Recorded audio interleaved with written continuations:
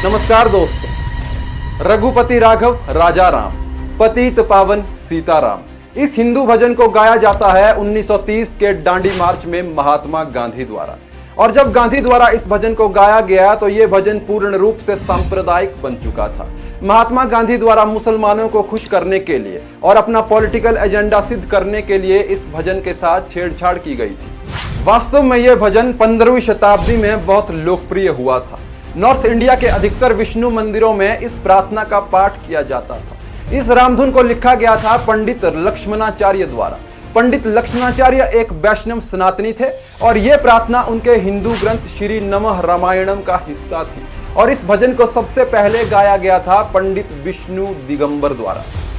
इस भजन के वास्तविक बोल हैं: रघुपति राघव राजा राम, पतित पावन सीताराम, सुंदर विग्रह मेघा श्याम, गंगा तुलसी शालग्राम, भद्र गिरीश्वर सीताराम, भक्त जनप्रिय सीताराम, जानकी रमणा सीताराम, जय जय राघव सीताराम। लेकिन महात्मा गांधी द्वारा इस हिंदू भजन में अल्लाह, रहीम और करीम जैसे शब्दों को जोड़कर इसका एक घटिया संस्करण बना दिया गया।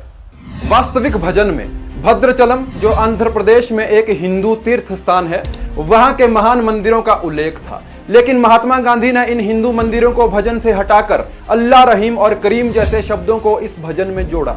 महात्मा गांधी का सिंपल प्रोपेगेंडा था मुसलमानों को खुश करना, और इस धार्मिक भजन का यह घटिया संस्करण तुरंत लोकप्रिय हो गया। महात्मा गांधी ने अपने समर्थकों से कहा कि इस मॉडिफाइड प्रार्थना को देश के सभी हिंदू मंदिरों में गाया जाना चाहिए। महात्मा गांधी का कहना था कि हिंदू आरती ओम जय जगदीश हरे के स्थान पर उनके द्वारा मॉडिफाई की गई इस प्रार्थना को आरती के रूप में गाया जाना चाहिए। महात्मा गांधी का यह भी कहना था कि देश की किसी भी मस्जिद में इस भजन को नहीं गाया जाएगा, लेकिन देश के सभी हिंदू मंदिरों में जितनी उपासना हिंदू देवी देवताओं की होती है उतनी ही अल्लाह की भी होनी चाहिए। अब प्रश्न ये उठता है कि महात्मा गांधी ने कभी इस्लामिक प्रार्थना या किसी और धर्म की प्रार्थना के साथ छेड़छाड़ क्यों नहीं की? इससे एक बात तो साबित होती है कि जब भी इंडियन सेकुलरिज्म की बात आती है तो हिंदुओं को ही सबसे पहले निशाना बनाया जाता है। इंडियन सेकुलरिज्म सिर्फ एक ही दिशा में होता रहा है, सिर्फ हिंदू धर्म की दिशा में। और आज इस भजन को देश के अधिकतर मंदिरों और स्कूलों में गाया जा रहा है। दोस्तों, एक बार सोचकर देखिए, क्या देश की किसी मस्जिद में या किसी मुस्लिम स्कूल में इस भजन को गाया जा सकता है? जवाब है नहीं। हम सब बचपन से ही इस मॉडिफाइड भजन को सुनते आ रहे हैं। सच बात तो यह है कि हम में से अधिकतर लोगों ने वास्तविक भजन को कभी सुना ही नहीं है।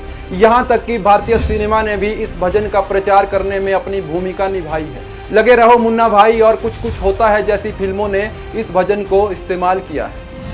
रघुपति राघव राजा राम, पतित पावन सीताराम। ईश्वर अल्लाह तेरो नाम, सबको सन्मति दे भगवान। एकता और भाईचारे के नाम पर महात्मा गांधी ने हिंदुओं के साथ बार बार विश्वासघात किया है। उदाहरण के तौर पर इस रामधुन में मिलावट एक ऐसी घटना थी जिसमें गांधी ने हिंदुओं की भावनाओं को ठेस पहुंचाई।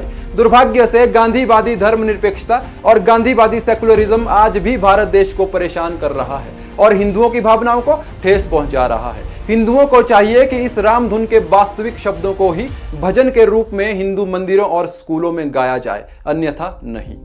आज के लिए बस इतना ही। मिलते हैं नेक्स्ट वीडियो में। जय हिंद।